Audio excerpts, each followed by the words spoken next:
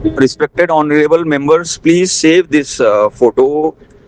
Railway में कोटा भेजने के लिए ये सारे 11 आइटम की इंफॉर्मेशन जरूरी होती है। एक भी इंफॉर्मेशन मिसिंग है तो जो डीलिंग क्लर्क है वो एप्लीकेशन को रिजेक्ट कर सकता है। And what is his ideology, उसका तो मतलब है ना कि मतलब उसके पास 20 एप्लीकेशन आए हैं और 4 सीट देनी है तो 16 को रिजेक्ट करना है।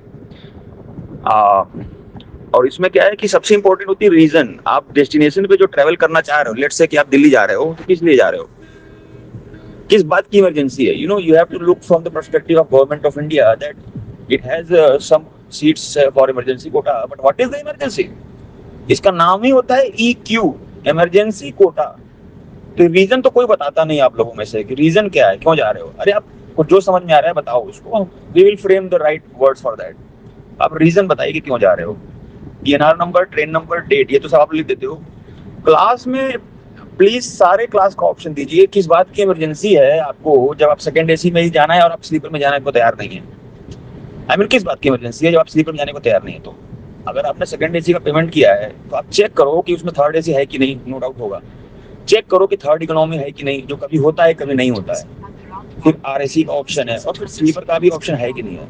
Give all options. अदरवाइज क्या होता है कि जब हम लोग फॉर्म भरते हैं तो we have to ourselves check कि आपने सिर्फ सेकंड AC लिखा है क्योंकि आपके टिकट में सेकंड AC लिखा है। But railway has a rule that for emergency your second AC ticket can be considered for a third AC seat, for third economy seat, और even for sleeper coach, because already you have paid payment and you have emergency.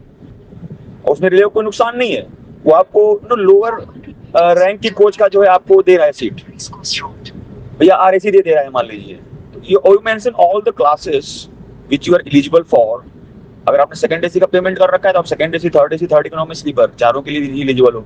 That is the way it is. From to आप लिख दोगे दिल्ली से जाना है जयपुर। अब आप ये नहीं बताओगे दिल्ली में कौन सा स्टेशन है।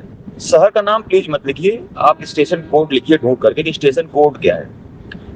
एक ही शहर में कई स्टेशन हो सकते हैं और कई स्टेशनों का जो है कोटा कहीं और से लगेगा, कहीं और से लगेगा, कुछ भी हो सकता है। ट्रेन कहाँ से आ रही है, कहाँ से आ रही है, ट्रेन का रूट क्या है, और कई बार जो कोटा पीछे पीछे के स्टेशन से लगवाना पड़ता है। रूट तो हमको देखना फिर भी पड़ता है कोटा कहाँ से लगवाना है, but at least mention the code, station code. वरना फिर आपको PNR सर्च करके फिर जाना पड़ता है कि आपका कोड क्या है, या फिर ट्रेन नंबर सर्च करके देखना पड़ता है कि वो ट्रेन का जो है नंबर क्या है, नंबर किसे कोड पता करना पड़ता है। फ्रॉम एंड टू में स्टेशन कोड लिखिए। एक पैसेंजर का नाम चाहिए होता है, दुनिया भर के पैसेंजर का नाम नहीं चाहिए। अगर आपके टिकट पे 4 लोग हैं तो सिर्फ एक व्यक्ति का नाम लिखिए। मोबाइल नंबर किसी एक पैसेंजर का चाहिए, आपका खुद का मोबाइल नंबर हमें नहीं चाहिए। जो पैसेंजर ट्रेवल कर रहा है उनमें से किसी एक का मोबाइल नंबर चाहिए।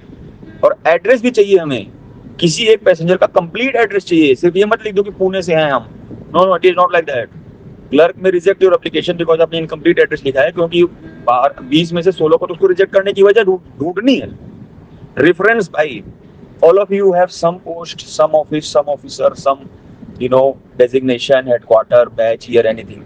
आपको अपना भी रेफरेंस देना है। That means if I as a officer is forwarding your application, I am forwarding your application. You are referring me and I am forwarding. So I need to know who is referring. किसने भेजा है ticket. Ticket किसी तीसरे person का है, किसी दूसरे ने मेरे पास भेजा है। तो जो दूसरे ने भेजा है मेरे पास, मुझे उसका भी कंप्लीट नाम, रेफरेंस, उसका भी मोबाइल नंबर चाहिए मेरे को।